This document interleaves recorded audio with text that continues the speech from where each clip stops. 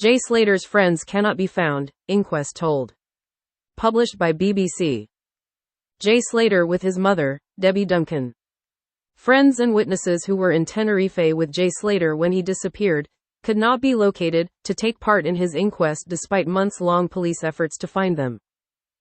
The 19-year-old, from Oswald Twistle in Lancashire, went missing in the early hours of the 17th of June 2024 after attending a music festival in Playa de las Americas on the Spanish island.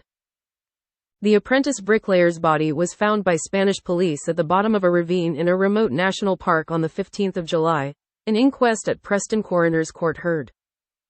Senior coroner Dr. James Adderley said a number of witnesses, including friends who traveled with him, were still being searched for by police. According to toxicology reports and his own messages, Mr. Slater had been under the influence of drugs, with traces of MDMA, cocaine and ketamine in his system when he died, although it was not clear how long before his death he had taken them. The inquest also heard Mr. Slater had sent messages to friends on social media referring to being with two kids who had stolen a luxury AP watch from someone, and had sent a picture of himself with two knives. Mr. Slater had got into a car with two men and was driven to an Airbnb in the remote village of Masca, around 22 miles, 36 kilometers, away from where he was staying. He was last heard from around 8:30 British Summer Time that morning, when he called his friend Lucy Law and told her he was lost and had 1% battery on his phone before the call cut out, she previously told the BBC. At the opening of the inquest, Dr. Adderley said efforts had been made to find Miss Law and also another friend, Brad Hargreaves. Miss Law is understood to currently be on holiday in Tenerife. The disappearance of Jay Slater sparked a month-long period of intense publicity on both mainstream and social media. The Metropolitan Police had also tried to serve a witness summons on Ayub Qasim, understood to be the man who had rented the Airbnb, but he was not living at the address the force had on record for him. One witness who did give evidence via video link, Joshua Forsaw, said he had got chatting to Mr. Slater and his friends at the airport. He told the court the last time he saw Mr. Slater was at the Papayago nightclub, which was hosting the NRG Music Festival, on the night of the 16th of June 2024. It wasn't long after the event had started, Mr. Forsaw said. He seemed to be in a happy mood, joyful to be there. He was shaking our hands and said hello to us, he seemed dead happy.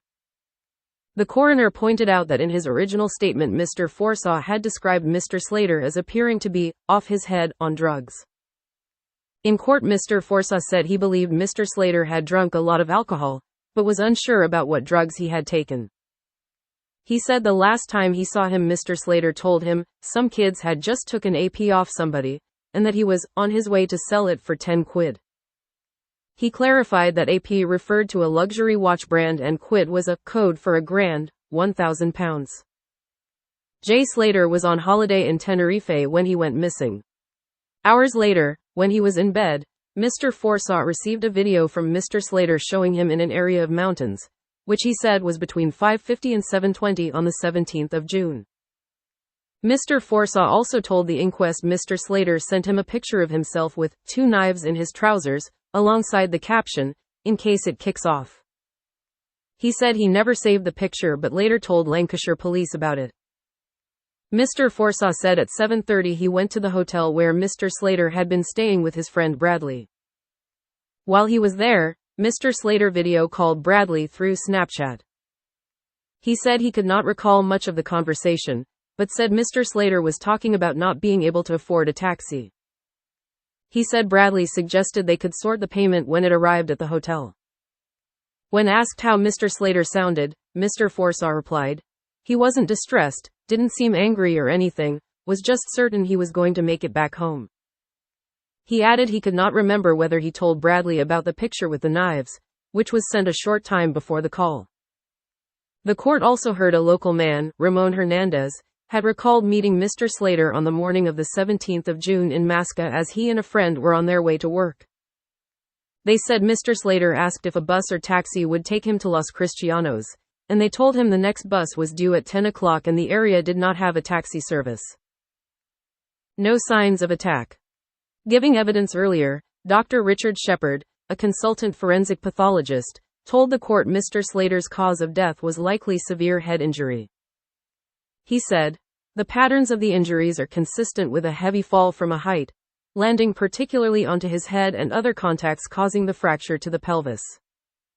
It would be entirely consistent with the possibility of a fall down a steep slope or off a height. I think it is more likely it all occurred at or about the same time."